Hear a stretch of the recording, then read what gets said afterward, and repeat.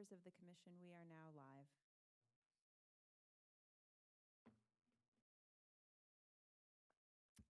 Good evening. My name is Karen Burdett, and I am the Vice Chair of the HPC. I'll be acting as the chair this evening.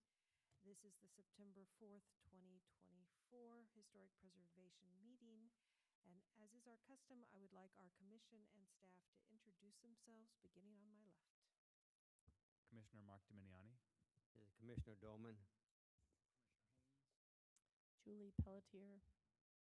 Michael Galway. Cristina Arado. Laura DiPasquale with the HPC staff. Dan Brugert, Historic Preservation staff. Rebecca Ballo, Historic Preservation staff. Thank you. And we have new mics and buttons tonight, so bear with us because the buttons are a little bit tough to push. Well, it's going to take us a few minutes to get used to this. Okay, so we're going to start this evening with our historic area work permits. And if anyone is here to testify on a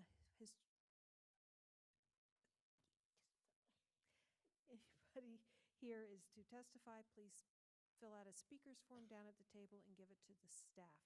But we are going to start with those historic area work permits that are on the consent agenda and we feel can be approved directly. Have all of the historic area work permits been duly advertised? Yes, Madam Vice Chair, they were advertised in the August 21st edition of the Washington Times. Thank you. All right. Is there anyone here who wishes to speak in opposition to the following cases? Item 1A at 2240 Brighton Dam Road, Brookville. 1B at 3929 Baltimore Street, Kensington. 1C at 7209 MacArthur Boulevard, Bethesda. 1D at 10018 Menlo Avenue, Silver Spring. 1E at 7204 Maple Avenue, Tacoma Park. 1F at 7301 Willow Avenue, Tacoma Park. 1G at 36 Columbia Avenue, Tacoma Park. 1H at 5701 Achille Lane, Rockville. 1I at 3 Hesketh Street, Chevy Chase. 1J at 15911 Redland Road, Durwood. 1L at 5808 Surrey Street, Chevy Chase. 1M at 5800 Connecticut Avenue, Chevy Chase. 1N at 7420 Cedar Avenue, Tacoma Park. 1P at 7801 Hamden Lane, Bethesda. 1Q at 102 East Kirk, Chevy Chase. 1R at 16 West Irving Street, Chevy Chase. And 1S at 10939 Montrose Avenue, Garrett Park. Madam Vice Chair, case 1A and 1C that you called out, they will be having a public hearing this evening. I apologize. So we will not be hearing 1A at 2240 Brighton Dam Road, Brookville, and 1C at 7209 MacArthur Boulevard, Bethesda. Madam Chair, hearing no objections, I move that we approve the following historic area work permits in accordance with staff reports based upon the record before us in consideration of the recommendations of local advisory panels and including the conditions recommended by staff. HOP number 1081223 at 3929 Baltimore Street, Kensington. HOP number 1076857 at 10018 Menlo Avenue, Silver Spring. HOP number 1077124 at 7204 Maple Avenue, Tacoma Park. HOP number 1078975 at 7301 Willow Avenue, Tacoma Park. HOP number 1080126 at 36 Columbia Avenue, Tacoma Park. HOP number 1080225 at 5701 Achille Lane, Rockville. HOP number 1074417 at 3 Hesketh Street, Chevy Chase. HOP number 1069299 and number 1070638 at 15911 Redland Road, Durwood. Hop number 1075033 at 5808 Surrey Street, Chevy Chase. Hop number 1082040 at 5800 Connecticut Avenue.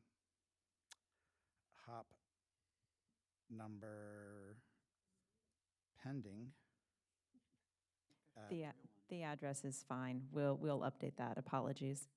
at 7420 Cedar Avenue, Tacoma Park. Hop number 1082060 at 7801 Hamden Lane. Hop number 1067931 revision at 102 East Kirk Street. Hop number 1082034 Welcome to the conferencing at center. 16 At Irving any Street, time Chevy Chase. Hop number 1080905 during your at call, press star 10939 Montrose You Avenue, are the first caller Garrett to this Park. Please Do I wait have a while others second on join. this motion? Commissioner Doman, I'll second that. All in favor say aye. Aye. Are there any nays or abstentions? If not, then these hops have all been approved on consent. We are very happy that this very large number of hops were so easily approved by the commission and reviewed by the staff. We will now move on to the hops that we are going to hear. It's a very small list, I promise. We are going to start with hop number 1A at 2240 Brighton Dam Road, Brookville. Is there a staff report? Yes, Madam Vice Chair, there is a staff report. Again, this is Rebecca Ballo for the record, presenting hop number 1070379 at 2240 Brighton Dam Road. So as a bit of background, and I apologize for that, that graphic. That is not the Grafton Holland Farm, that is the Magruder Blacksmith Shop. However, this case is about the Grafton Holland Farm Master Plan Historic Site. And the proposal in front of us is for the construction of a new 8-foot-tall fence around the property and retroactive review of the construction of 3 outbuildings, a corn crib, a hay barn, and a dairy house or creamery.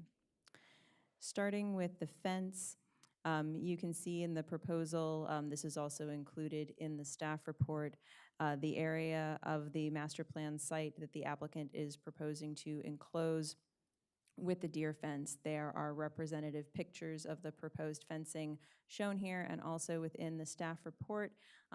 Noted in pink on the screen at the edge of the driveway at Brighton Dam Road as it goes up will be the gate. And then the fence line continues here, shown with the blue, all the way around the property.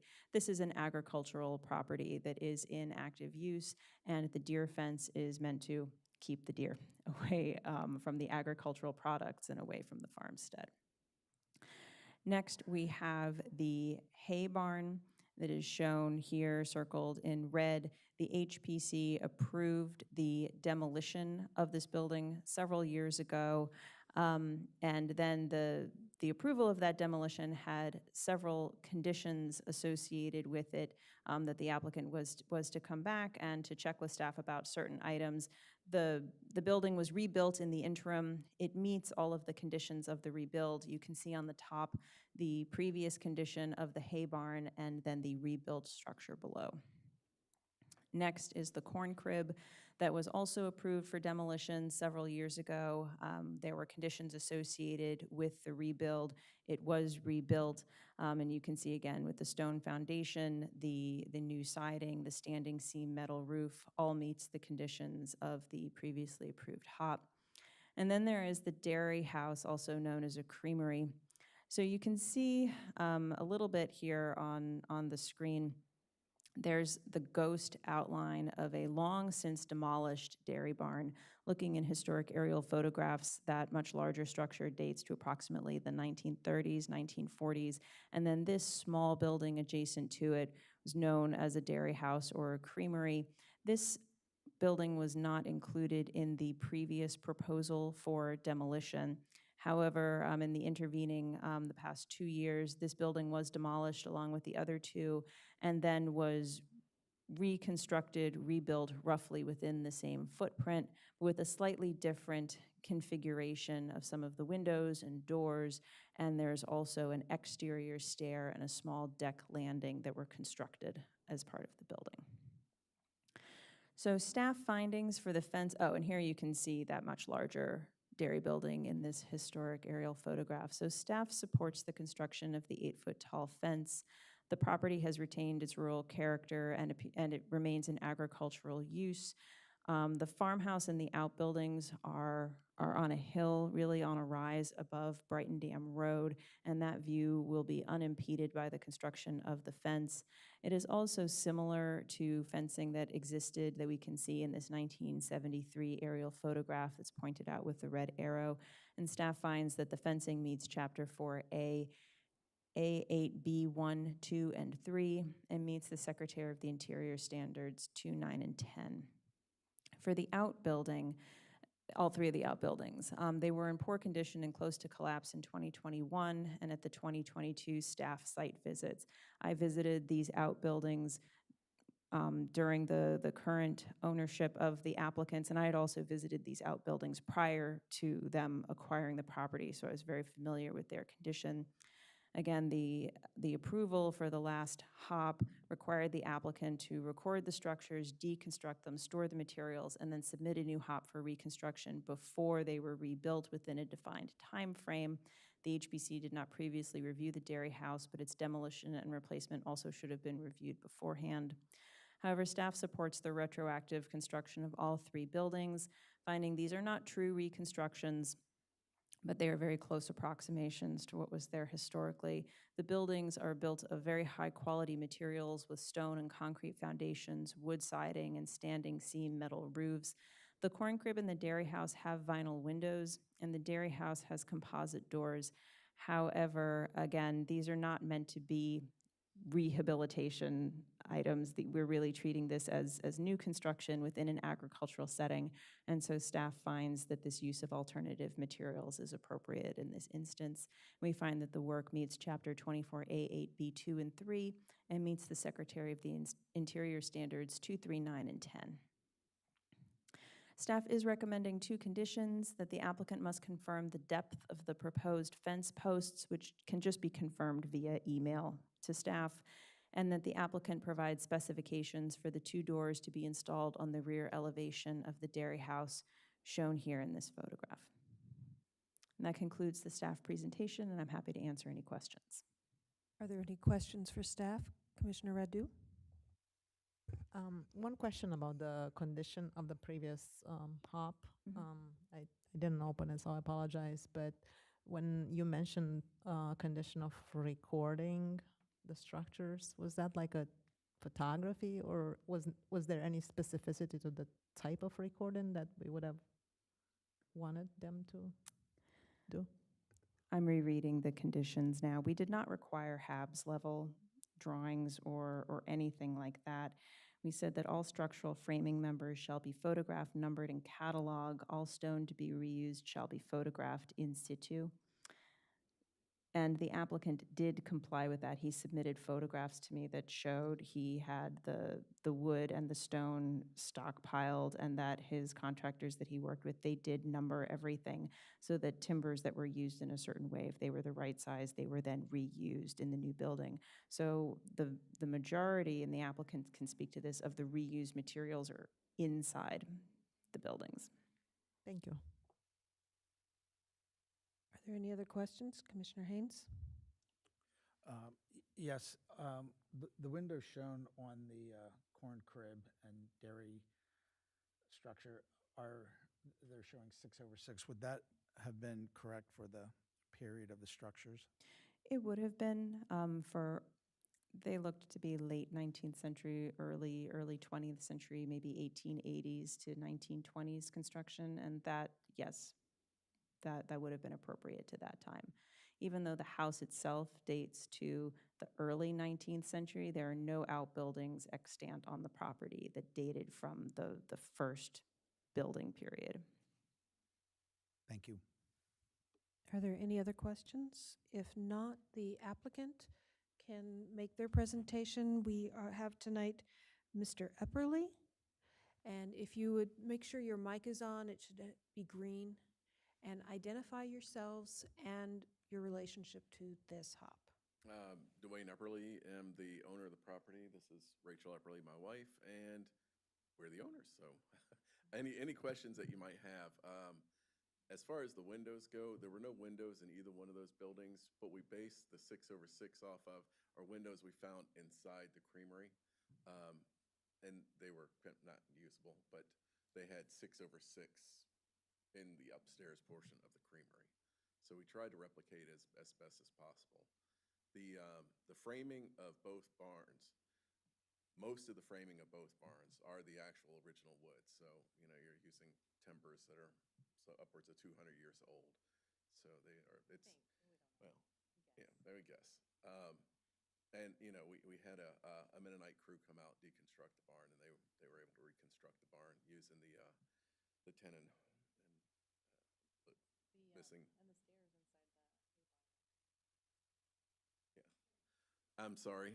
And is that better? Oh, No. Rachel. The stairs that they used are total, they're from the original structure for the corn crib. Yeah, there's stairs in the corn crib that you can't see from any of the pictures. That's what she's referring to. Right. And the reason we put stairs on the outside of the creamery is the way the landing was attached, or at least what we could tell was attached to the barn. There was a door there, but the way it was opening up, you could have only walked out of it. And there's no way to go upstairs. There was no way to go upstairs in that building. So our best guess was the stairs were where we have them. So your questions were on the doors, right? And so really, Yeah. when we got the stop work order, if I may, Go ahead. we stopped and we haven't done anything to them since. So now we have questions like if we could put on the doors that are on the upstairs or that are on already, the composite doors. But we had planned on putting some facing on those to have them look like the original structure, well, what would the Z pattern doors. Right. So that's kind of what, we kind of left it and we were kind of waiting to see what you guys thought. So on that, and the one picture with the creamery with the two doors where there's nothing there, the original, there were two doors actually there originally, which is why there are two doors there. Right. Makes absolutely no sense because there were two doors, but they walked into the same room. We don't know why. But my intent, so the ag department has suggested we use the bottom space for a commercial grade kitchen. The upstairs we had always intended to use as cold storage. Right. For cold storage. For farm. So the farm ag purpose. department recommended using the lower section of it as a commercial grade kitchen. So the intent is to put at least insulated doors down there and then face them with Z pattern. So it would look like they did before, but they would actually be insulated, sealed doors. But if we don't have to do that, we had questions about Yeah. that, so we kind of left it So in order to discuss. Yeah. But that's that. Are there any questions for the applicant? Well, Commissioner Haynes? I'll go ahead and chime in. I certainly favor the concept of an insulated door. I don't know that you could take a door like the others that you've installed and apply a wood facing to it and have it operate properly, the hinges and such. Maybe you can, but I would prefer to see more authentic doors that might be made of wood but sandwiched with rigid insulation to achieve an insulated door. So maybe look at that. It might be just as, I'm sure it'll be a little more costly, but I think it'll be more authentic. I think the other doors look like composite doors and they look more contemporary. And that would be my only two comments is the windows. Are they actual double hungs or are they casements? But either way, they're vinyl and so really inconsistent with the period of the structures, and particularly if there's no need for energy conservation, would have been ideal to use wood windows or find wood windows that would have been roughly the same size. But overall, I think what you've done is a really nice reconstruction. They're all three buildings were well done. So I compliment you for that. But I would like to see more authentic doors and windows if that were an option. Are there any other comments? Commissioner Pelletier. Thanks. Do you have the old doors from the creamery? I do not have. You the old- don't, so no, it's I- not like they were they- inside they- or anything. Well, there were pieces of them still hanging. Okay. But no, we do not have doors from the original structure. Okay. The creamery was actually the worst of the three outbuildings that were still standing. And yeah, unfortunately, there was not a lot to save. That's it. Thank you. If that's it, I guess I have just a couple of minor or a couple of questions. The first is, did I get this right, that you recently acquired the property sometime in the last few years? About 3 years ago now. About 3 years Right, ago. 3 years ago. That's Almost. quite a large load you've taken on there. Can I ask why you didn't, since this is retroactive, some of this, why you didn't follow the requirements of the original hops? It was my misunderstanding. Okay. So the creamery itself, I had a misunderstanding of what was covered as far as that. So the Okay. creamery, I did ask for permission on the other two barns. Never Mhm. talked about the creamery because it was an agricultural outbuilding. I did not have the understanding on that particular building that I needed permission to do anything with it. As an agricultural building, I was just going with the agricultural rules, and I Yeah. rebuilt the building. I since learned that I needed, really even for the fencing, for pretty much anything on the property, I needed to come to you guys. The other ones, I had an opportunity, the crew who took them down had time to put them back up. And I had a misunderstanding, When we read it, I think, Yeah. when we read it, we were like, oh, if we follow these rules. Right. Then we've got it all covered. So we followed all the rules, and then we thought we were okay. And then we'll get an okay afterward, and then we It was my figured that out misunderstanding. afterward. Understood. Okay, we've finished questions, so are there any final comments, deliberations from anybody? Commissioner Pelletier. I would like to support Commissioner Haynes in what he said. I think the buildings are beautiful. And I think because of that, I kind of wish the windows and doors had been nicer. But I don't have any issues with them. I kind of agree with the staff report that, they're agricultural buildings, with utilitarian use. But I just think the workmanship on the rest of the buildings is they're beautiful. That it would have been nice to see some upgrades on the windows and doors. But other than that, I think the buildings, I have no problem with the buildings and the fence, which is, I guess, it's really kind of what we're talking about here. I could approve the fence too, not an issue. Are there any other comments? If not, I'll finish up then. We deal with a lot of retroactive hops, and usually we're chiding the people and usually making them take off really bad work, because that's usually part of the problem. We don't often deal with retroactive hops where the actual work is so well done, follows the guidelines for what should be rebuilt. You guys did a marvelous job. The buildings look really nice. You took due diligence and care in reconstructing these buildings, and it shows. They're beautiful. Any more work, come see us, please. But really, I commend you, the quality and the care you took with the work that you had in front of you. And with that, I call for a motion. Commissioner Haynes. I move that the Historic Preservation Commission, in accordance with the standards set forth in Section 24A of Montgomery County Code, approve HOP number 1070379 at 2240 Brighton Dam Road, Brookville, based on the recommendations of staff in compliance with the Chapter 24A B-1, 2, and 3, and the Secretary of Interior Standards 2, 3, 9, and 10. Well, yes, the clarification, the staff conditions, number 1 and 2. Do I have a second for this motion? This is Commissioner Alvarez, second. All in favor, say aye.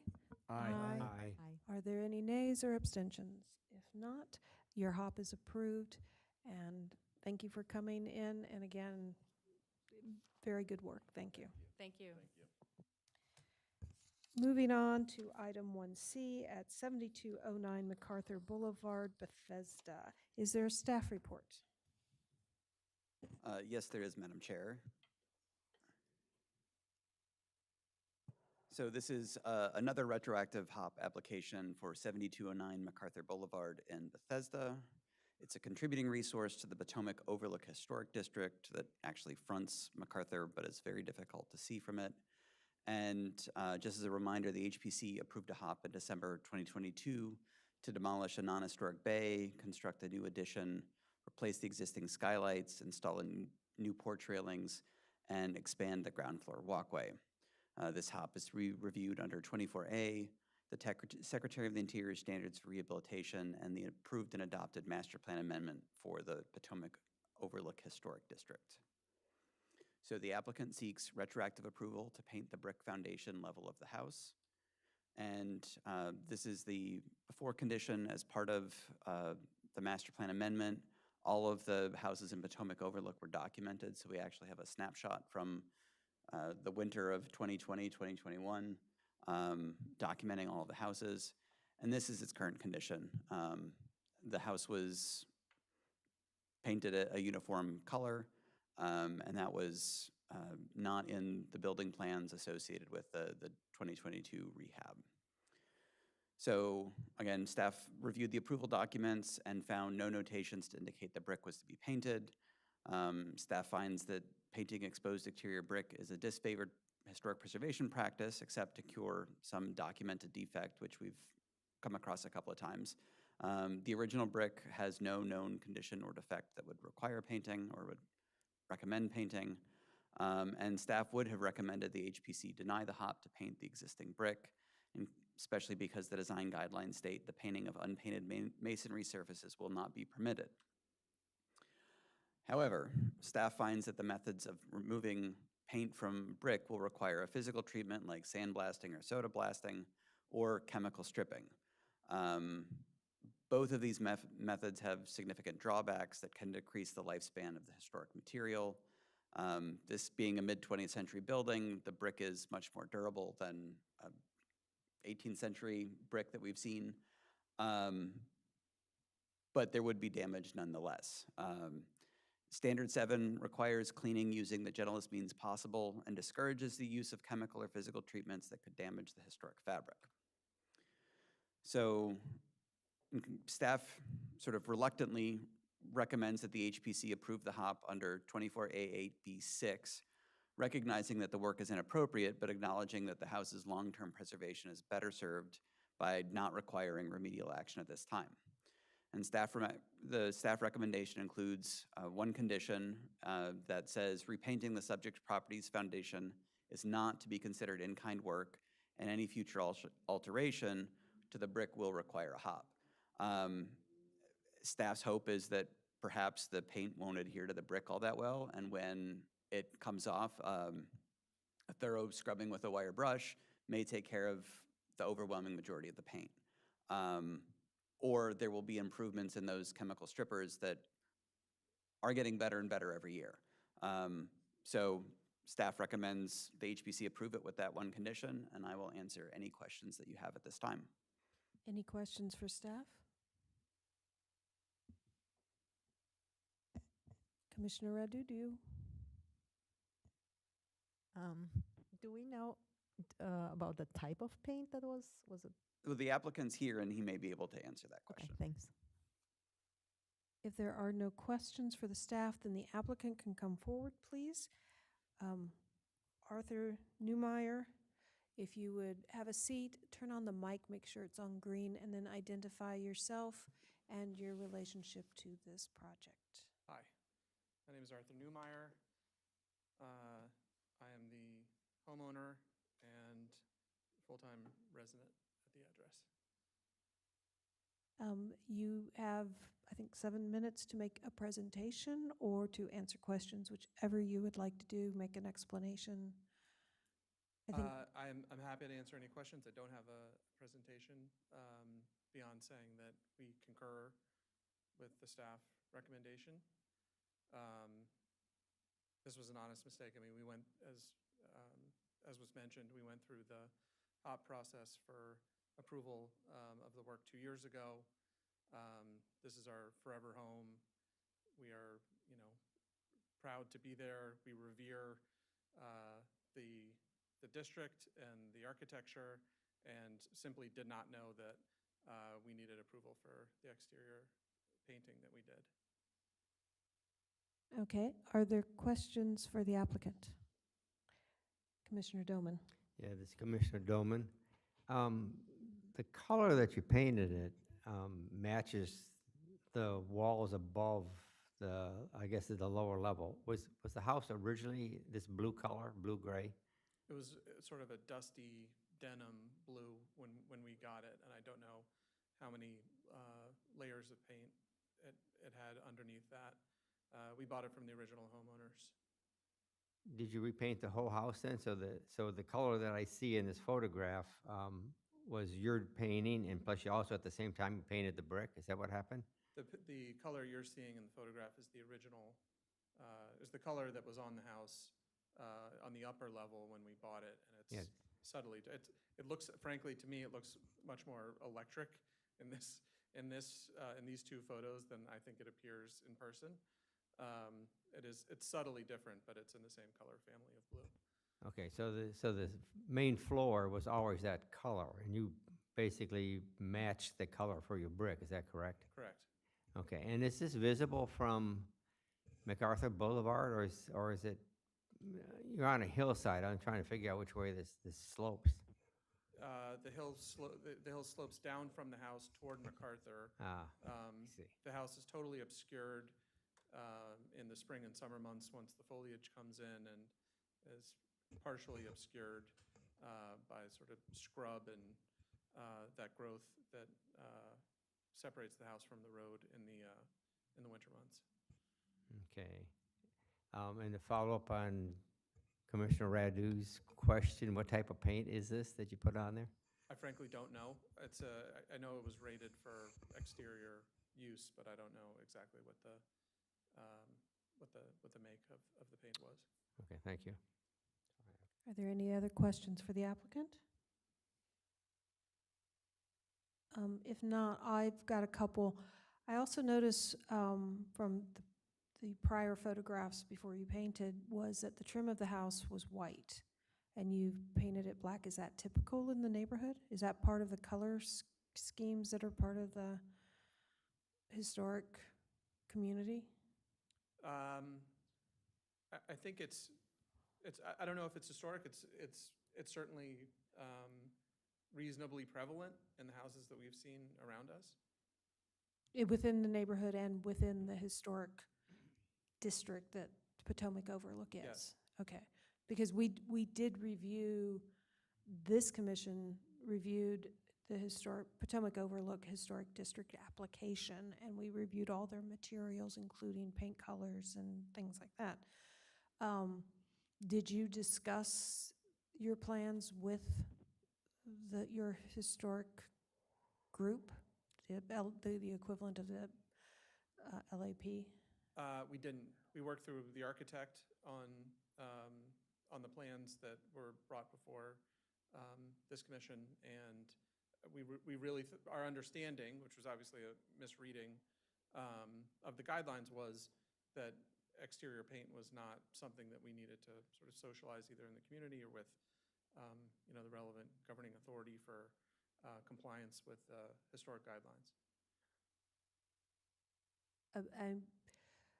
When we were reviewing the documentation for the Potomac Overlook District, one of the main points made was that the houses were still cohesive in their appearance pretty much across the board. And while there had been subtle changes to paint colors within the district itself, there had been no dramatic alterations or changes to it. And without having all the photographs in front of me, yours looks like it's going to be the first one that breaks that norm. I guess my other question, I'm drifting into comments, which I'm not supposed to do. And you said you don't know specifically what paint, what type of paint? I don't mean manufacturer, I mean a latex or one of the other products, and whether it was rated for brick or not? I believe it was rated for brick. That was a conversation my wife had with our contractor. Okay. And so I regret that I don't have the detail on that, but. Okay. All right, I think, since I'm drifting, I better stop questions and move on into comments and offer anybody else the opportunity to have a comment before I go back to it. In commission comment. What, do you have questions? No, I'm just. Okay. We have certainly drifted into comment territory now. Commissioner Doman, would you like to make comments? Yes, this is, I do the same thing. I ask comments or when we shouldn't be. But anyway, this is comment time. I support staff's recommendations under the situation that would be detrimental to try and remove the paint right now. And I support leaving it as is. If something in the future comes up, then maybe it could be removed. And I also support, I think it looks fine. I like the color that was picked, and I like the darker charcoal black trim. I think the homeowner in this situation did a fine job and retained the integrity of the house. I think it looks very good. So I support as is and in staff's recommendations. Thank you. Any other comments? Commissioner Haynes. My comment is the fact that you were before the commission for the renovation work. It would have been reasonable to not assume you could paint the exterior, particularly the brick, at least without asking the staff. So I, for one, do not support the staff's recommendation flat out. I feel that there should be, it seems like the paint is relatively new. I think it could potentially be removed easily and would request that you work with a brick restoration company to at least test a large area to see how well the paint can be removed, and then reviewed by the staff before a final decision is made. Anybody else has comments? Because if not, I'm going to close this out with my comments. So, Commissioner Dominiani. I can make a brief comment here, which is that I have some knowledge of this neighborhood and others like it, and I think that the red variegated brick on the lower level of these homes is sort of characteristic among many of them, as is the white trim. It is part of the cohesiveness of some of these neighborhoods and sort of typical of the construction of that time to have the lower level with exposed masonry as it is. And it strikes me as a bit of a shame to cover that up with paint, although I do agree that the color is very nice, I think sort of in keeping with the era, but it is a shame to have the masonry covered up. Whether it's Commissioner Haynes's route or perhaps the route the staff recommends, I could easily support either, but I don't think it should be painted again in the future either way. Thank you. Anybody else? Okay. Um, My concern about this is this is a historic district, and the community went to a great deal of effort to have itself nominate, or, you know, nominated to be a historic district. And it's one of the more recent, it's the most recent one we've had. And it took a lot of research and effort to get to that point, including going in front of us, the planning board, and the county council. And the case was made that this was still a cohesive community. The style, the colors, everything about the houses was still there, and still, you know, they blended together. They reflected each other. They, you know, the style, the windows, the doors, the siding, the brick. And you have now changed that. And you have done something very dramatic in the painting this brick. The color you chose for the siding will not go there, because that can be repainted easily. The trim, I'm not happy about, because again, if this is a unique color situation in this historic district, then you've done something that is atypical to this historic district. But definitely painting the brick, I do not agree with, because you have now changed this house. And my concern about this is that someone else in the neighborhood is going to do the same thing, and then another person and another person. And in 15, 20 years, that coherent historic district will just be a collection of mid-century modern houses without that defining features of color and material that was so significant when we reviewed this historic district. And I, for one, don't agree with staff in that we just let the brick slide, the painted brick slide. I agree with Commissioner Haynes that this should be evaluated to determine if and how the paint could be removed without damaging the brick. Another issue with painting brick is that most brick in the 20th century, mid to late 20th century, that brick is designed to not necessarily need to be painted. It can be painted, but it doesn't need to be. And if you pick the wrong paint, you can actually damage the brick. You seal it up and it can't breathe, and brick needs to breathe. So it's really important that you go back to your contractor and you go back to your architect and get the name and the type of paint that was used on these bricks and give it to staff, because otherwise you could very well have damaged this house. So I don't support the staff's recommendation on the HOP as related to the brick. So I'm going to call for a motion, and we're going to see how this goes out. Commissioner Haynes, do you, I would see two ways to do this. A motion that is against the staff recommendation, and one that is for, and we can take a roll call vote. Well, I'll make a motion that the Historic Preservation Commission deny HOP number 1069614 at 7209 MacArthur Boulevard, and that the applicant shall remove the painted brick by hiring a brick restoration company to do a test in an area of the brick at least the size of a 3 foot by 3 foot area, to see how the paint comes off and what best methods should be used to do that, and then reviewed by the staff to determine if it can continue to be removed or go in a different direction. Is there anyone who'd like to second this motion? If not, I will second the motion. We're going to do a roll call, starting on my left. This is Commissioner Dominiani. I'm in favor. Commissioner Dolman, nay. Commissioner Haynes, yes. Commissioner Burdett, yes.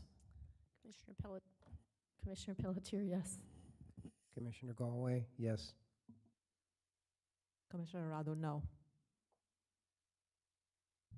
The motion carries at 5-2. All right, so what this means is you need to work with staff to investigate the paint with your architect and the contractor to see if it is feasible to remove that paint without damaging the brick.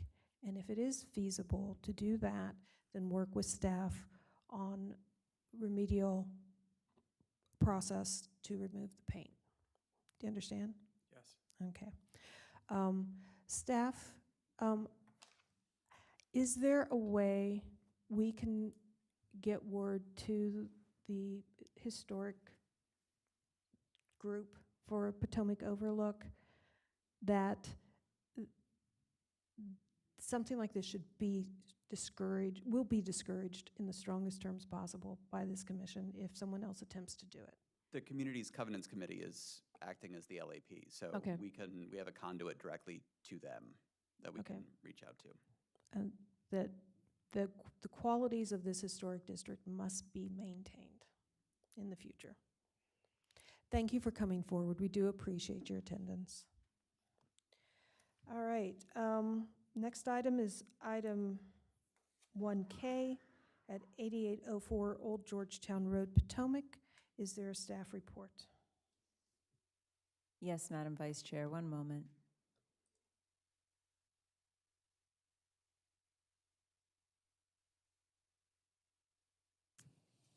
All right, this is Rebecca Ballo for the record, presenting retroactive historic area work permit number 1802780 at 8804 Old Georgetown Road at the Bethesda Community Store Master Plan Historic Site. So you can see the entire environmental setting of the Bethesda Community Store in the map on the right. The environmental setting actually encompasses two parcels. There's a single-family house previously constructed, and the HOP was approved by the HPC on this lot. And then on this lot, it contains the community store and its parking lot. The community store itself was constructed circa 1924. In 2022, the HPC reviewed and gave direction for structural stabilization and rehabilitation of the store. Since that time, the interior was gutted and it has been stabilized. Several of the commissioners undertook a site visit at that time, I believe, to meet with the structural engineer for the applicant. The standards of review for this retroactive HOP are Chapter 24A and the Secretary of the Interior Standards for Rehabilitation. So this evening, we are reviewing the following items retroactively: new hardscape construction, installation of new restrooms, and installation of storage sheds. The applicant submitted this sort of overarching plot plan that is in the staff report. It shows the community store is here. It's called out as existing building.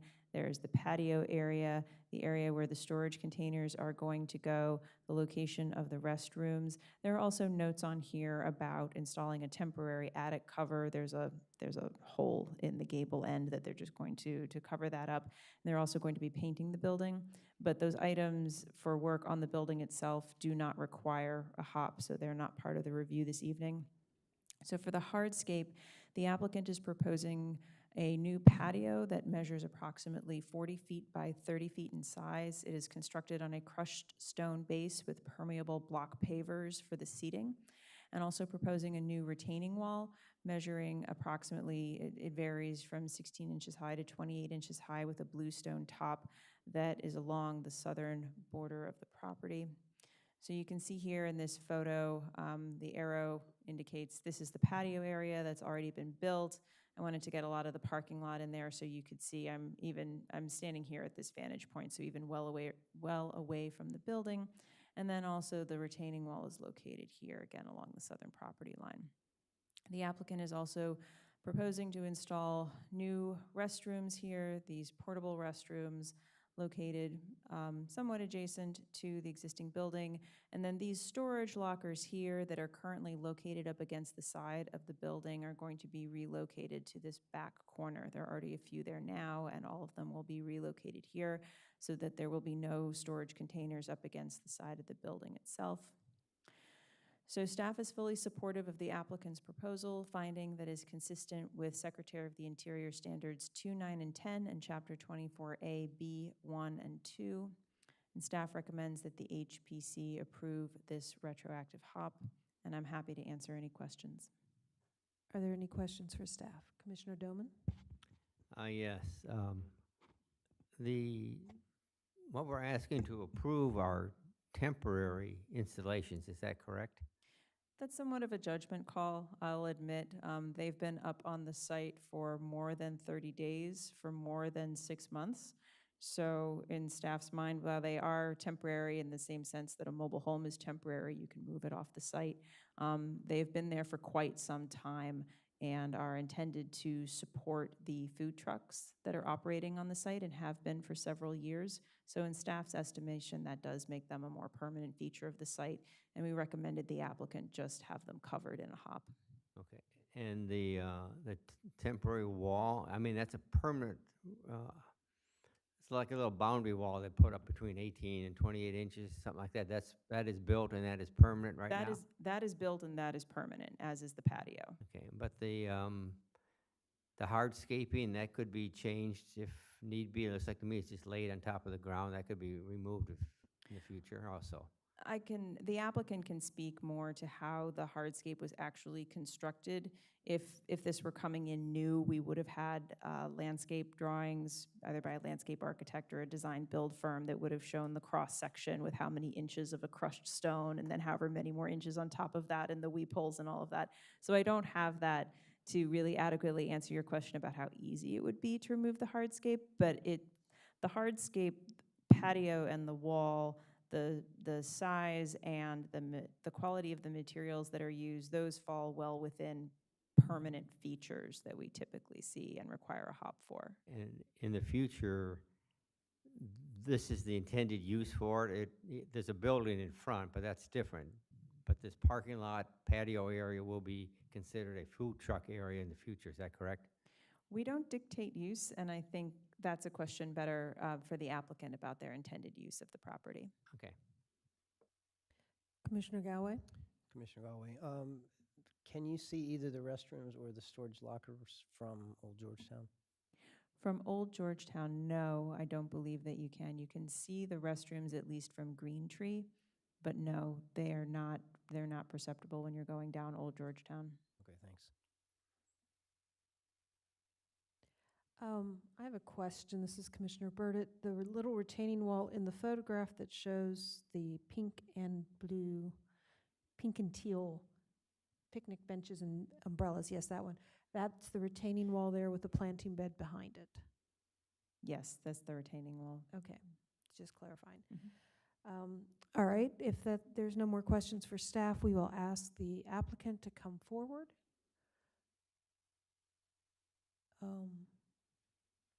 And please turn on one mic is on, I can see, and identify yourself and your relationship to the project, please. And you will have 7 minutes to make a presentation or to answer our questions, whichever way. Sure. I'm Kevin Roach. I'm here on behalf of the ownership group of the property. I don't have much of a presentation, but I'm happy to answer questions on the site. Are there any questions for Mr. Roach? No? No questions at all. I have one. Yes. I believe you owe us a status report on the work for the store itself. Yeah. We've been searching, so the original project was back in, I think, late 2020. We were just going to do an interior renovation of the store. And when we started to do that work, we found that there was no foundation. Actually, we spent a lot of time. I think we met a few of you on site, walked through the store, saw the store. What started that whole process is we saw that the actual building was about 8 inches out of plumb, and the building's only 24 feet long, so it's not great. We found no foundation, and, you know, we went through and made some plans. We tried to get our tenant, who's currently occupying the food truck, to sign a long-term lease that would allow us to underwrite the renovation or the full renovation of the store, you know, kind of up to code, as well as in keeping with your standards. And we haven't been able to do that. And we've been working with Rebecca and the team to try to find a solution. And I think at this point, we haven't been able to find a tenant, so it's looking like we might end up divesting and selling the property to a developer in the area that has a better plan for the property than we do, and a better way to go about doing that.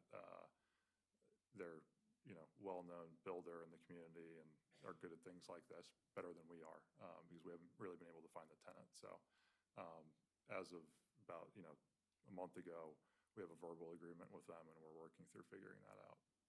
And we'll provide them with all the information that's happened up until this point, and, you know, the drawings we've completed. We've gone through, you know, many different iterations trying to find a solution, but we just haven't come up with anything viable. Are there any questions for the applicant? No? Well, gee, that's disappointing, because I was out there. Yeah, I remember. When, Yes. yeah, and that was a really, I mean, I fully understand the condition of the building, because I was out there and there was no foundation. And the only thing that was holding it together at that time, I don't think I exaggerate by much, was the plywood on the windows. Yeah. Was providing, you know, some structural stability. We would ask that you do not hesitate, but go ahead and draft a quick report and get it to staff ASAP. Sure. So that we aren't caught off guard by having a new owner come walking in with new plans. We'd like to at least have a closeout of your work and the and the kind of things you've been doing for the last, I don't know, 4 years. Yeah. 4 years. Yeah. 4 years, a chronological report of how you've gotten to this point, and also to record the hop you're going to get today, this retroactive one, but the work you've done there for the new, if there is a new owner. I assume that you've talked with staff about tax credits. I know that's really not helpful when you need the money up front, but. Yeah, I think it's you know, we were originally undertaking a few $100,000 renovation of the interior of the store, and to fully knock it down and build it, so, you know, and do what the tenant would need is, you know, 3 to 4 times that. So it's it's difficult. And I think, you know, the potential new ownership is in a better place to do something like that, or do something better for their use. I won't want to speak for them fully, but I think they have a plan. They were looking at the site actually 4 years ago when we acquired the site, so they still have their eye on it. And yeah, you know, I live a mile away, and you know, hope for the best for the site, for sure. And I appreciate there are probably confidentiality agreements when you're negotiating something like this, but I'm sure staff would certainly like to know, maybe have that potential owner, give them a call so that they can. They've already been in Oh, they touch, already yes. have. Oh, good. I've been involved, thank you, Madam Vice Chair. I've been involved in a lot of these due diligence discussions with both sides, and have been sharing information freely about previous discussions with the HPC, and also the staff report and the staff recommendation for this evening. Thank you. That's comforting to know that there has been oversight. All right. Well, we need to vote on this. Do I have a motion? Yes. I move that the HBC approve HOP number 1082780 at 8804 Old Georgetown Road, Potomac, based on, based on final approval, delegated to staff under the criteria of Chapter 24AB 1 and 2 and Secretary of Standards 2, 9, and 10. Do I have a second? This is Commissioner Pelletier, a second. All in favor say aye. Aye. Aye. Aye. Are there any nays or abstentions? If not, this hop is approved. This retroactive hop is approved. And please work with staff on what comes next. And much. best of luck. Thank you. Thank you all. All right, moving on. We move on to a preliminary 2C at 38 Philadelphia Avenue, Tacoma Park. Is there a staff report? Yes, there is. Yes, there is, Madam Chair, and I'm excited that we're talking about prospective work rather than retroactive work. This is the preliminary consultation for the rehabilitation and addition at 38 Philadelphia Avenue in the Tacoma Park Historic District. It's a contributing resource to the district, constructed circa 1918, and this is to be reviewed under the Tacoma Park Historic District Design Guidelines, Chapter 24A, and the Secretary of the Interior's Standards for Rehabilitation. So the applicant proposes to construct a second story above the existing house, construct a 2-story plus a basement addition at the rear, and replace the non-historic vinyl windows and construct a rear patio. So this is we're just going to sort of walk down Philadelphia Avenue for those of you who weren't able to undertake a site visit. You can see the bright blue building here in the middle. So it's very, very close to the street, and there are lots of mature trees that obscure views from up and down the street. And there's also a slight bend in Philadelphia Avenue, basically at the subject property. And then this is from the rear. You see how steeply the lot drops off from street level. This house is also the smallest one on the block. It's only 15 feet 4 to the ridge, a very low slope tip roof, and it's not terribly deep either in the walkout basement.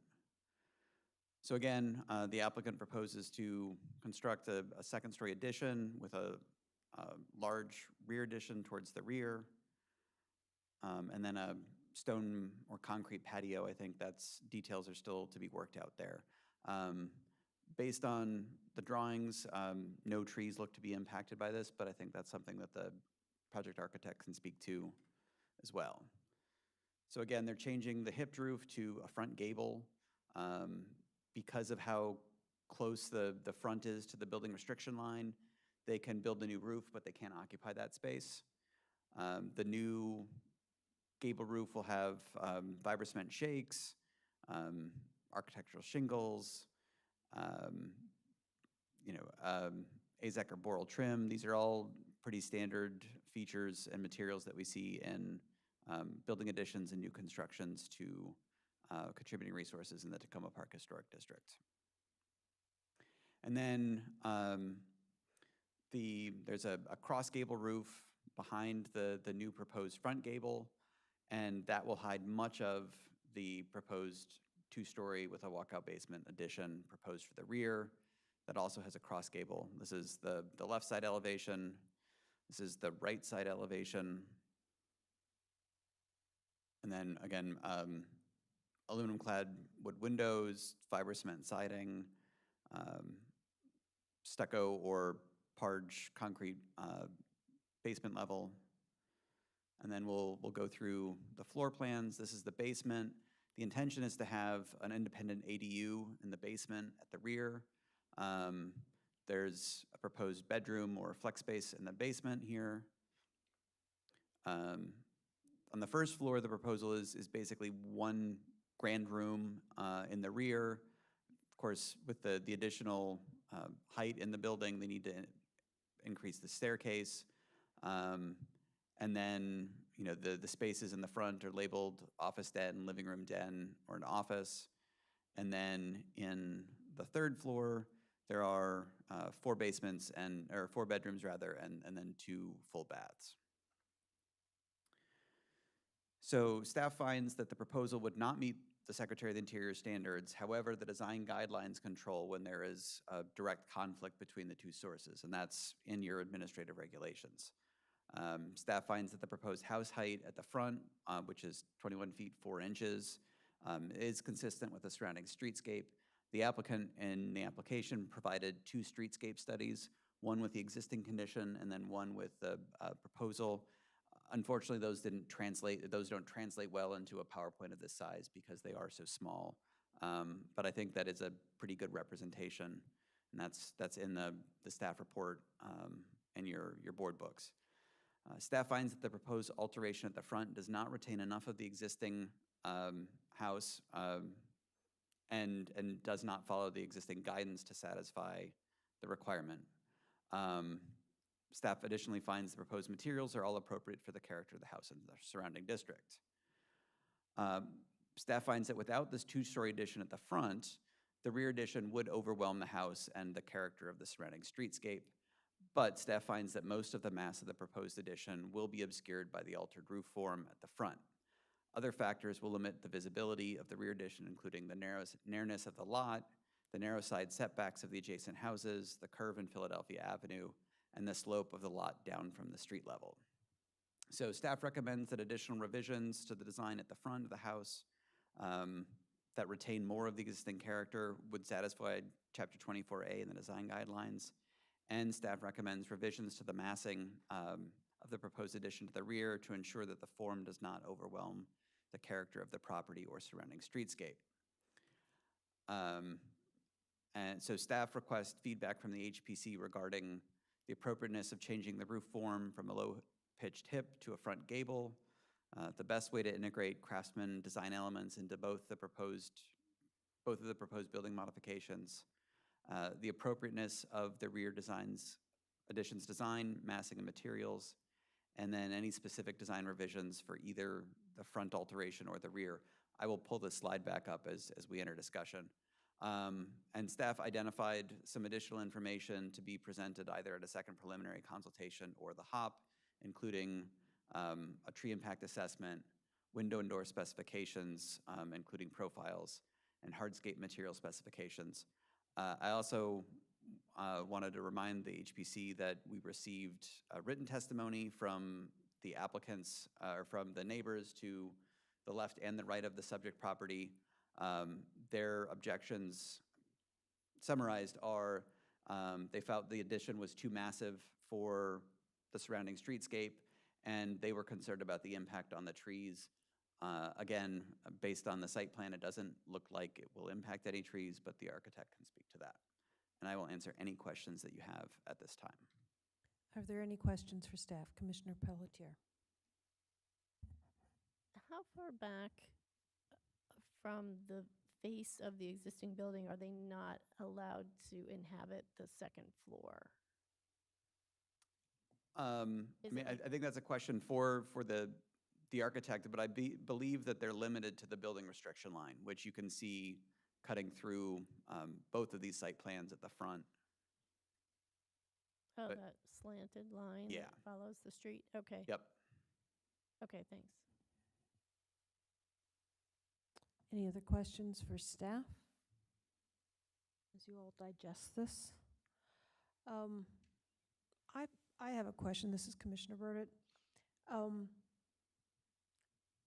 The changes to the front elevation, I mean, this is a very low slope house, and they're basically adding a steeply pitched roof to this little house, and the intent appears to be to hide the big addition off the back or to allow it.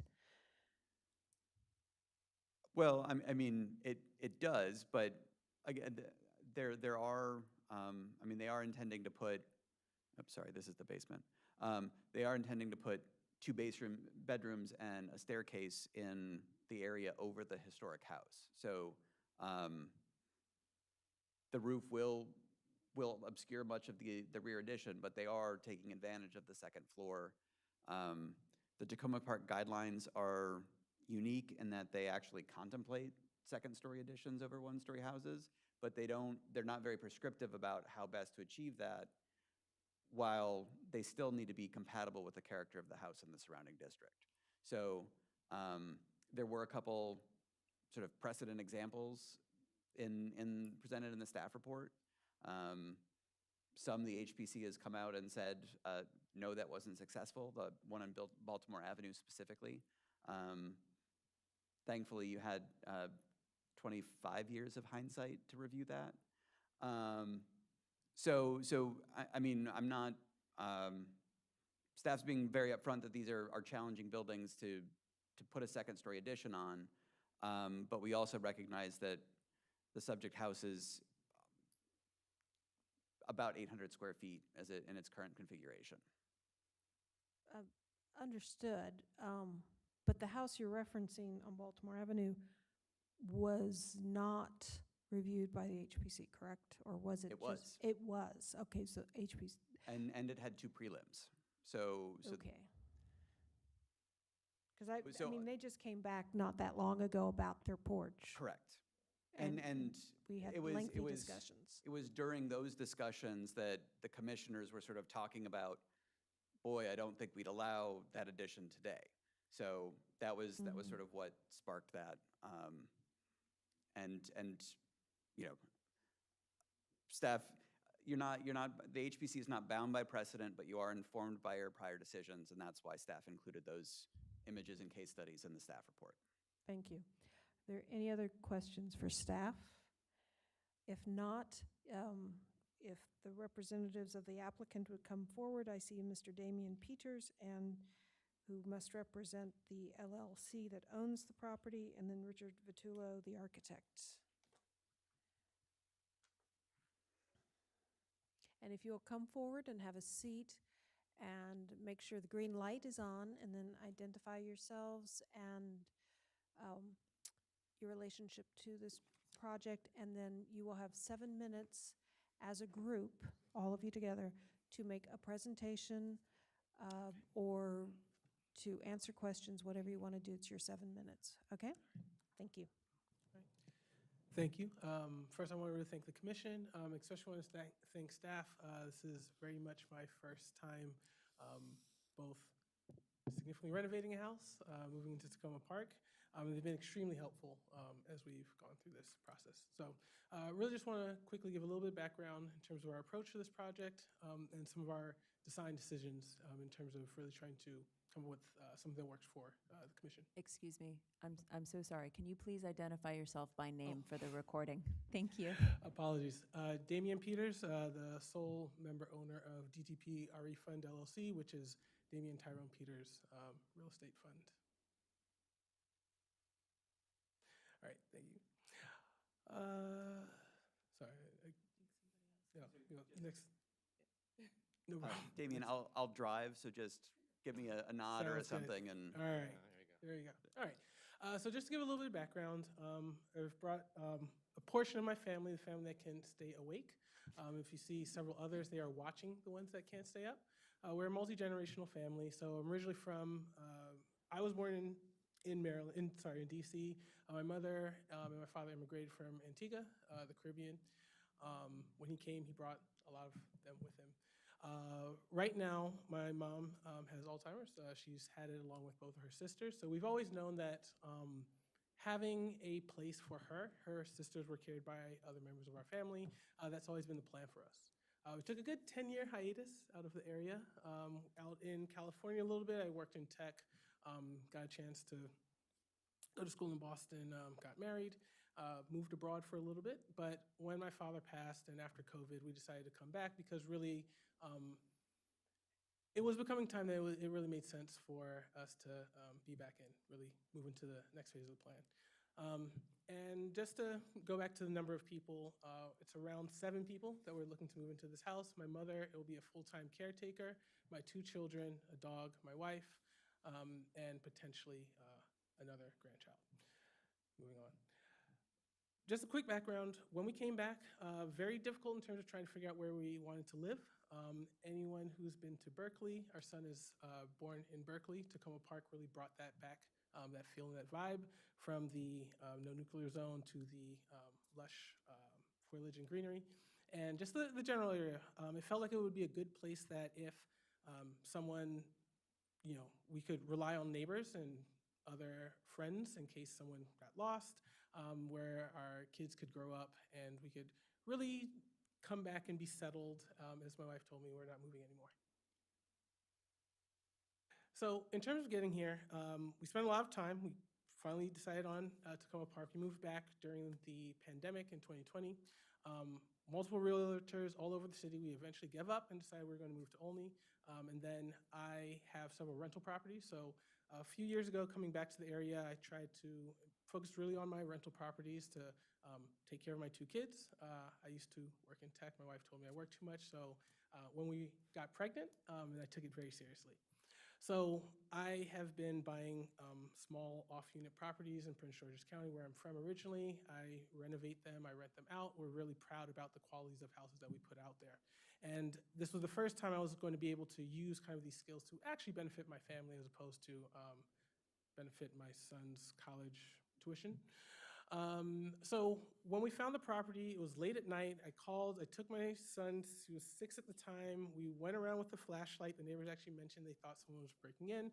And we decided that it was our chance to come into Tacoma Park. We really love the neighborhood, the location. So we spent a lot of time and effort. We have spent a lot of time and effort to come here.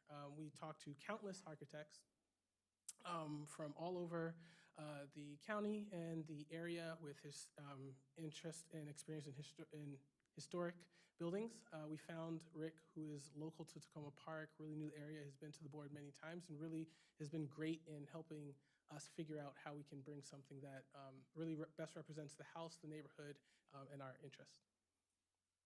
So in terms of, just want to quickly walk through some of the design decisions that we made. So in terms of the rear massing, some aspects of the house is the lot is relatively narrow. We fortunately do need a good amount of space for the number of people to ensure that, care. For example, the basement ADU, it allows space for my mother, a caretaker, and for her to have privacy that she doesn't need to feel as if she's giving up her independence. She still lives by herself right now. Two of the members that you saw in the previous picture come by daily to check on her. The front modification will help take up some of the multiple mechanicals, the attic space above in the change roof. Because we need to add in a reasonable amount of mechanical, we actually don't have a ton of storage per se. We're leaving a garage in a townhouse. But this allows us to get space without kind of with hiding or diminishing the changes to the front of the house. The design we took with the roof, we thought was more unassuming, really is consistent with houses across the street, next door and nearby. And we really tried to focus on keeping the entire front porch. We're keeping the original materials on the front of the house, the materials that are currently there. So we're trying to retain as much as we can with this current design. For the historical character, we're retaining the entire original house. That was something that we thought would be really important. We are taking away the older addition, but we're keeping the original four corners. They are clearly outlined.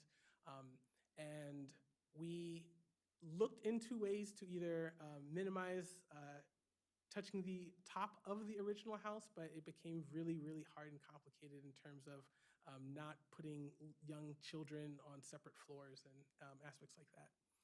The house is, as pointed out, the shortest and smallest on the street. So so we do think that it really does fit and help with the streetscape of the house while really respecting that porch and that style with their similar house down the street. And as pointed out, their 26 Pine Avenue was a similar narrow lot, and we did see that the roof was raised in order to create some space given the constraints of the property.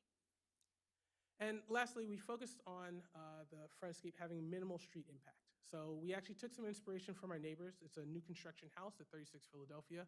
From the front, it's a very unassuming, I would say, craftsman style, but from the side, you can see that it allows their family enough space. They actually invited us over for July 4th recently to talk more about their process, and Rick has actually worked on the other neighbor's house too during that time.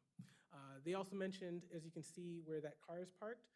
They asked about doing a shared driveway because they have issues opening their door when they kind of come in. So we thought, this works for the neighborhood and works with them and really helps us kind of come in and contribute to the neighborhood. And with that being said, I really just would like to thank the commission again for their time. I wasn't expecting as detailed a report. I learned a lot about the property, and it's been actually really great to understand some of the history. And it's also been great as someone who does real estate just to hear and understand the historic components. I was discussing with Rick. This is very formal and impressive. But thank you again for your time and all of your efforts. Mr. Vitula, do you have anything to add? I don't know how much time's left, but I think it would do well to kind of explain to us how you got to where this is right now, considering you are so well versed in Tacoma's regulations. Yes. Is this on? Yeah. Rick Vitullo, architect. Yeah, I don't have much time, but I guess just to kind of go over the overriding design idea, it really came, for me, it came back to the original thought was what I did at 7220 Spruce 20 years ago. Now, I know that's 20 years ago, and it was approved as a HOP, but just the concept of building an addition, I mean, that was also a one-story house with a very low hip roof. And it was a family moving in, and they really didn't have any other spaces to use. It was only a one-floor house, really, except for the basement. I think that house was maybe even a one-bedroom, maybe two bedrooms in the first floor. This house has one bedroom on the first floor. I mean, I kind of dubbed it a small apartment, a small one-bedroom apartment with a kitchenette. I mean, it's really small. I mean, the actual footprint of the house that's usable is 600 square feet, which, you can't have more than two people in that size house.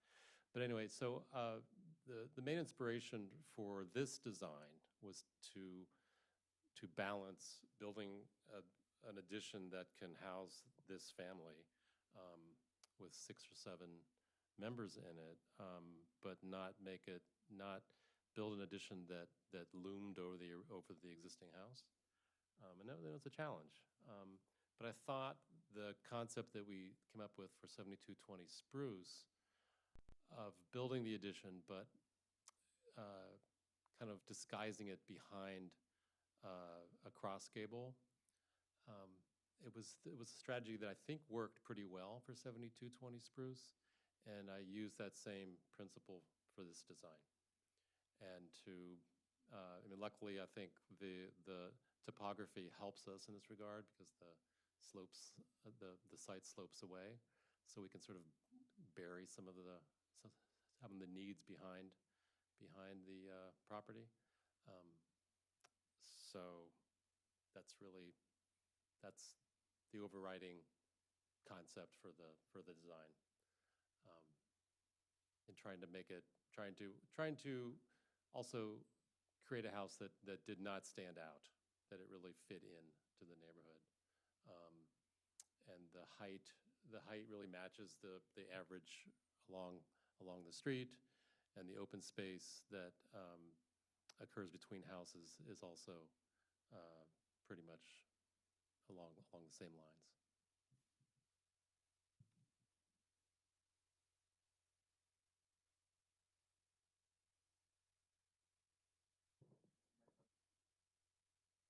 Thank you.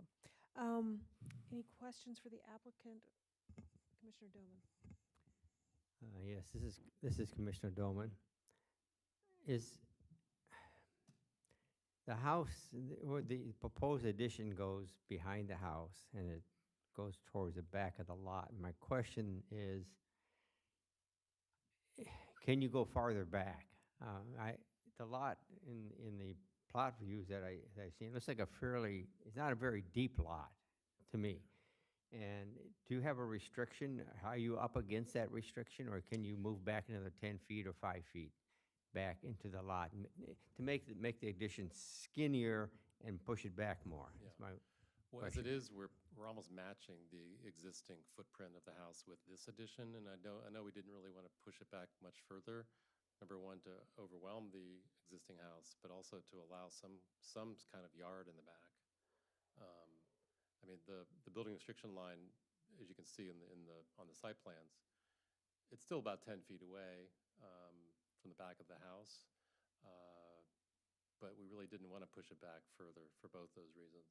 We didn't want to have a huge addition that was just sort of, plunked in the back of this small house, and then to allow some kind of yard. And how about For a like on the width? I noticed as the addition is on here, it gets, you have like a little hyphen where it gets smaller, which is kind of standard to differentiate the existing residence from the addition. But you have bump outs on it. Are they, then I'm not all that familiar with building codes and restrictions. Are you too close to the property lines here, or can you bring those in some? Oh, well, we're well inside of the building restriction lines, but that wasn't really the criteria. I mean, if we were close, it would have been in the criteria, but we really wanted to put 4 bedrooms upstairs, and it's kind of more or less the minimum to have to have a double-loaded, hallway down the middle of the addition with 2 bedrooms on each side.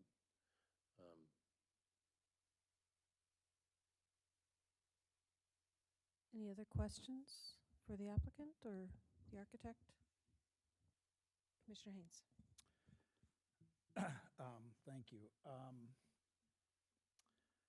Looking at your Spruce Avenue, it appears that you, in that example, you kept the front porch, whereas here you're really making a new house. Yeah. Let's be honest.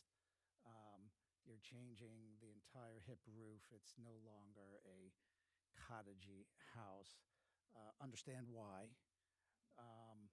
And so the front part of the house, the original structure and the new addition off the back don't really talk well to each other. They're different languages. It looks like a new house with a new addition off the back. So, there's different roof pitches, window patterns.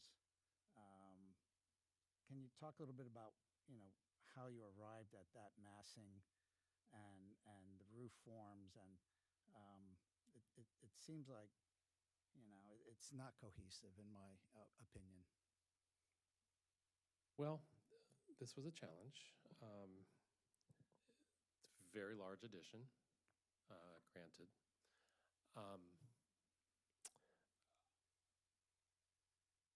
What I really did not want to do was create just a big old addition in back, attached to a small house. So to try to blend an addition to this house, it was a challenge. And I tried to create it in a way that gave it the massing that it needed to get 4 bedrooms upstairs and at least an adequate first floor. Quite frankly, the original house layout on the first floor is it's almost, we can't use a lot of it. You basically walk into the living room. You walk into a small living room that's the size of most modern houses' foyers, and that's the living room. And then there's a dining room, and then we build the addition in back that's basically the kitchen, dining room, and family room. It's not that big in terms of the program that we had for the first floor. It's the second floor that was really driving the addition, driving the size of the addition. And short of tearing down the house and building a new house so it could be a cohesive whole, that was not going to happen. And I kind of did the best I could to break up the massing and create an addition that hopefully works. I don't have anything else to say say about it. Well, really. no, I appreciate the challenge. Yeah. I think specifically, the cross gable on the historic portion, the 12 and 9.5 pitch, gets lost on the rear addition. And I think that's what's probably driving such a striking difference. The language changes. And,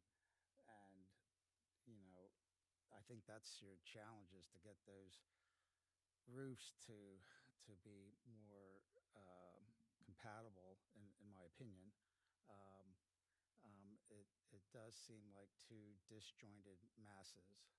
So you're essentially, aside from the first floor, you're doing everything above the ceiling is new. And so you do have the opportunity to make those roof lines work better together. Your second floor, I don't know what the intention of bedroom number 1 is, if that's for a single occupant or multiple occupants, but it's very large.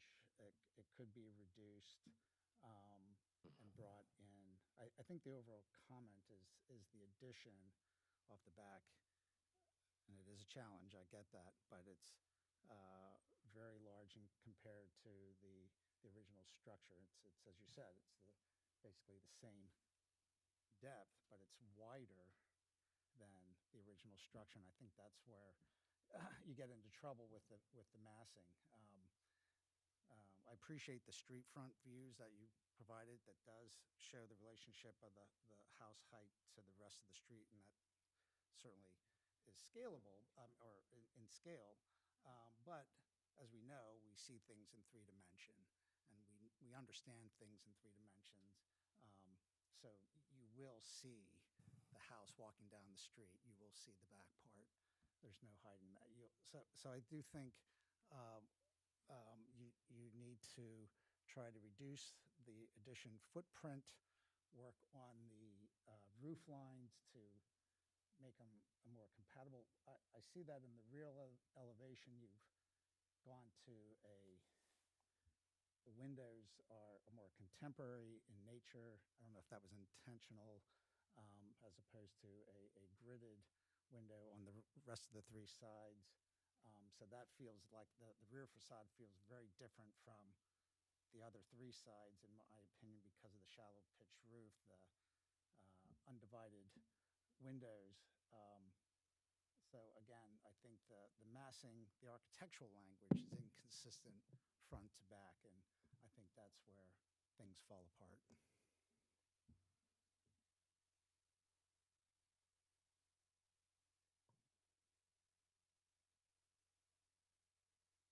Commissioner Pelletier?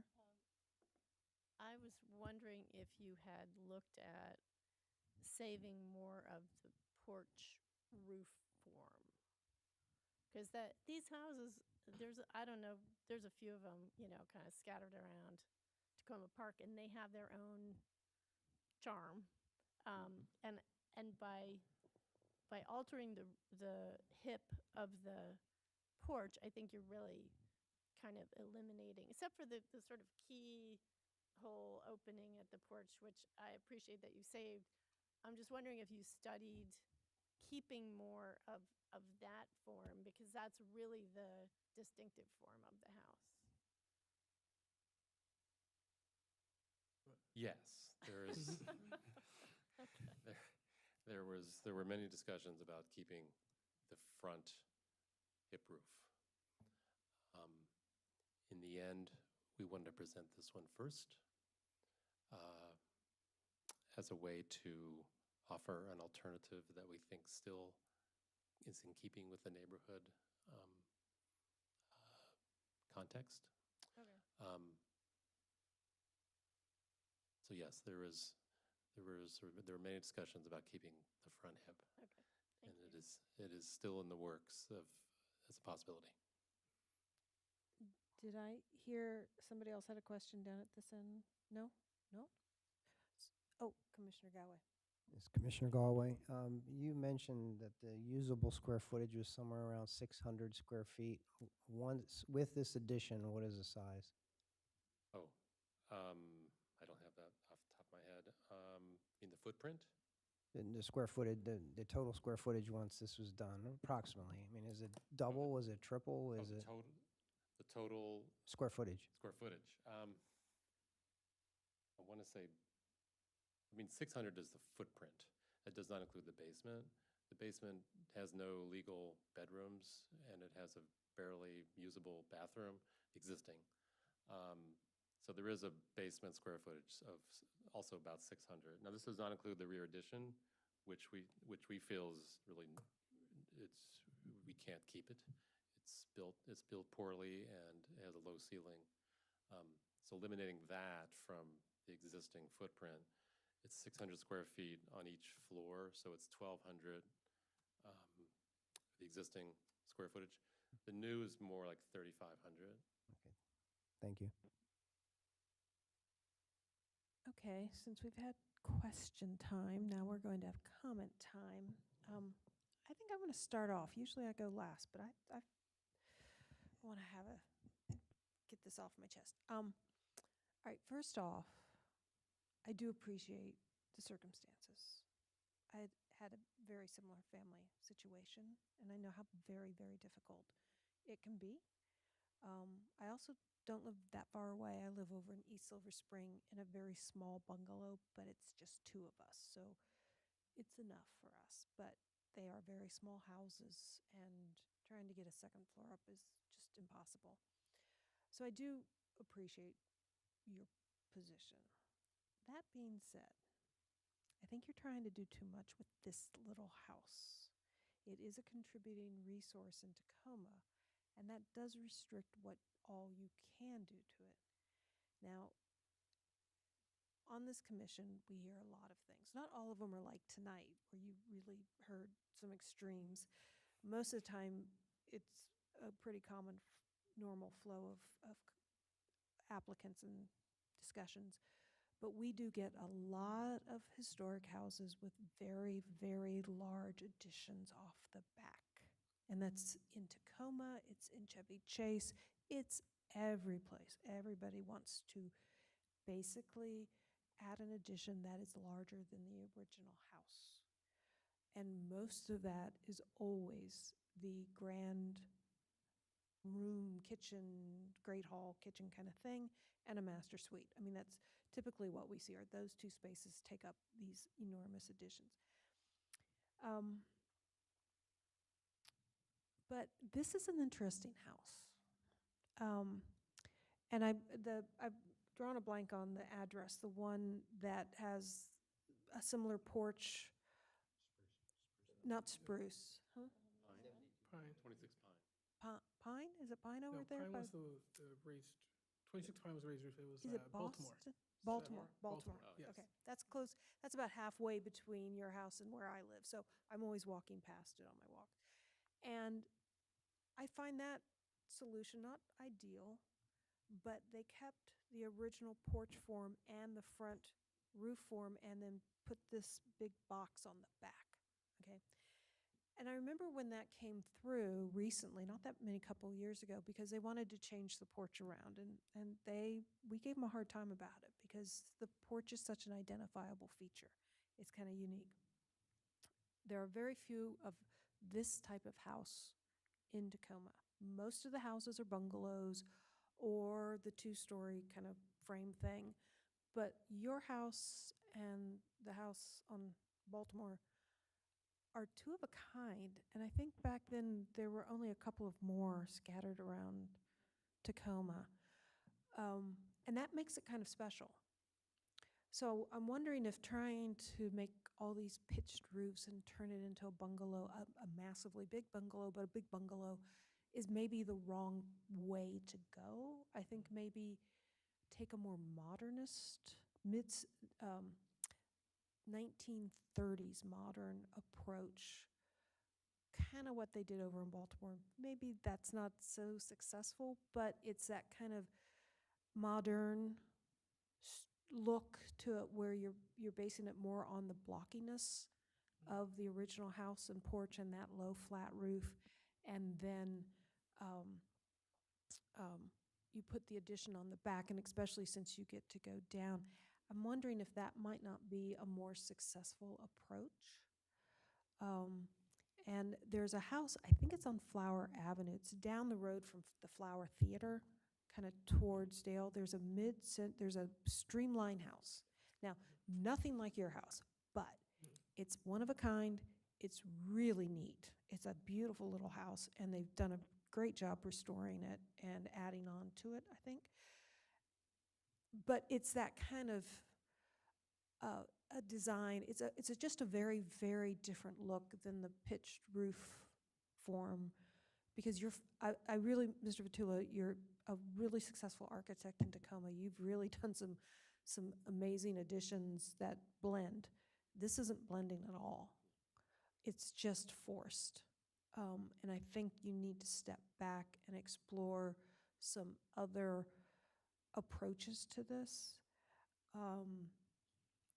And maybe pull in, get a tighter fit to your house. Little Spanx underneath that wood. But I just see what you can do, because the addition is overwhelming the original house, and you do have a very tiny house. Appreciate that.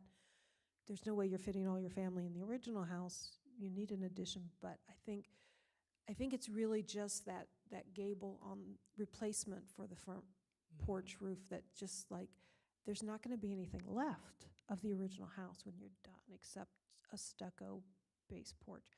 And I'd like to see more of that original form saved. And I think you just need to look at another way of doing that. Either that, or there's a really big house in my neighborhood for sale, but it's Is it? I mean, it's ugly for being as new as it is. Anybody else have any comments? Commissioner Galway. It's Commissioner Galway. I think the difficulty you have is it is such an adorable small home, and that's a plus, and in this case, because you need to expand it, it really is a negative. Rick, you said that the solution is keeping with the neighborhood, and I couldn't agree with you more. It is absolutely keeping with the neighborhood. It's not keeping with the original house, and I think that's where I also have some difficulty. I think that hip has to somehow stay.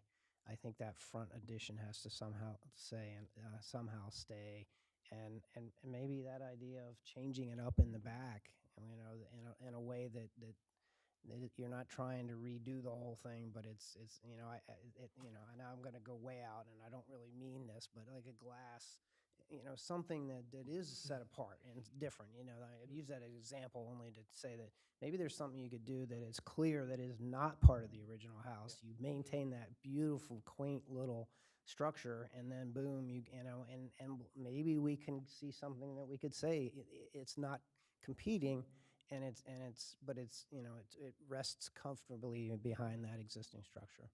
So that would be my comments. Thanks. Commissioner Doman. This is Commissioner Doman. I have a hard time with this house, I guess, and I understand how the architect worked with it, but one of my thoughts is, and you probably won't like to hear it, but maybe I understand you have needs for the family and the number of people you want to move into this house, and what you want an ADU in the basement, but maybe this house wasn't meant for that.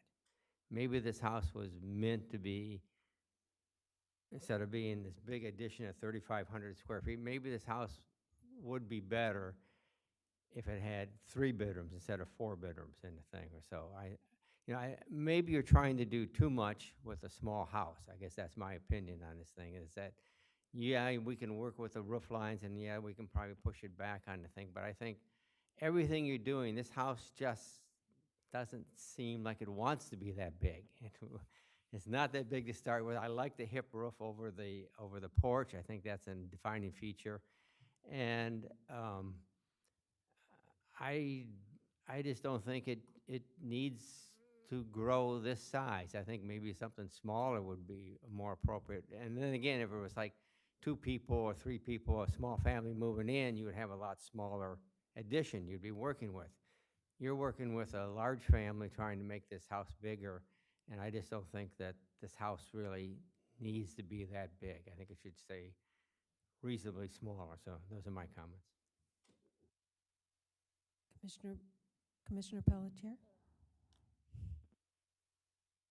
I just wanted to say that I think I agree with everything that everybody said, but I think the cross gable approach, as opposed to the one that we were looking at before, was that on Baltimore?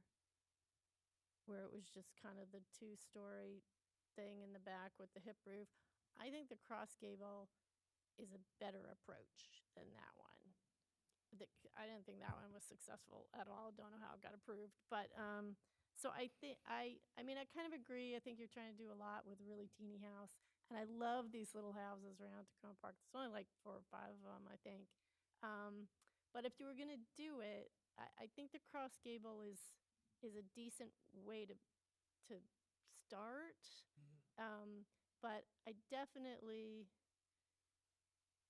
I can't condone altering the porch form because that's really, I know. So, and that's, you probably knew you were going to hear that when you came here, but I do think, and I think it's too big. I think you could shrink it a little bit, but it seems like, I mean, Rick, you're very good at this sort of thing. I would think it's a challenge, but I don't think it's a insurmountable one. I just don't, I think what you brought us here tonight is kind of too big, and it's sort of throwing it at us and hoping that we'll approve it, and it's just not quite there yet. So, thank you. Commissioner Radu? Just to say that what already has been said about the size, I mean, it is too big. I'm looking at the proposed neighborhood plan. I mean, Philadelphia Avenue is already small houses on small lots. I mean, just the back part of the lots on that, to the back on whatever the other street, Grant Avenue is. They have much larger lots and everything. So it's just too large for its lot and the volume. So I don't want to do much more, but I agree with everything what's been said already about the size. Commissioner Dominiani, do you have anything? Nothing further for me. I think the other commissioners pretty much covered it, and I agree with them. I'm setting up here. There are quite a few of us are architects, and everybody up here is sketching. Like, oh, what could I do? What could I do? So this is interesting because usually, the earlier part of the evening is more what we get, what we have to deal with, and this has really gotten everybody's, head like, oh, well, what could we do? We'd love to see your sketches. I was going to say, I can send, I can pass, yes. Also, we can send over some other concepts too, but we thought it would be best to present one concept and really understand, but we really do appreciate the feedback. I will say it is very well understood, and we have iterated a lot on these too. Yeah. So, I mean, you obviously heard a lot, and we do appreciate what the challenge is, to put it mildly. And we'll leave you in your architect's good hands. You can talk with staff, but do understand this is a contributing resource, so you do have to stay true. Some of the examples in Tacoma, even if they are within the realm of when the HPC was reviewing things, each commission reacts differently and allows different things, and every new commission is a little bit different. So what one commission may have been okay with 20 years ago, 10 years ago, may not fly now. So, and that's just, luck of the draw for you. But I think you're going to need another preliminary. So we look forward to seeing what you bring back, and wish you luck on coming up with something, but definitely think outside the box. I don't know which one of us said it, but the glass box in back is really an intriguing thought. It's not done that often in Tacoma, but this might be the one time. That was one of the non-architects on the commission. Oh, there you go. There you go. Yeah. Was that you, Commissioner Galway? Yeah, well, he's a mechanical engineer, so he kind of, man of my he own thinks heart. about boxes, you know. Clarity, I think, is what we are. So, thank you for coming forward. I hope we didn't discourage you. It certainly has been interesting, thinking about your project, and we look forward to the next time you come forward for a preliminary, okay? Appreciate it. Thank you for all the feedback and the comments. Extremely helpful. And we're excited to come back with something that I think you'll love. That we can approve, right, yeah. All right. So next, we have the Historic Preservation Tax Credits Group 7.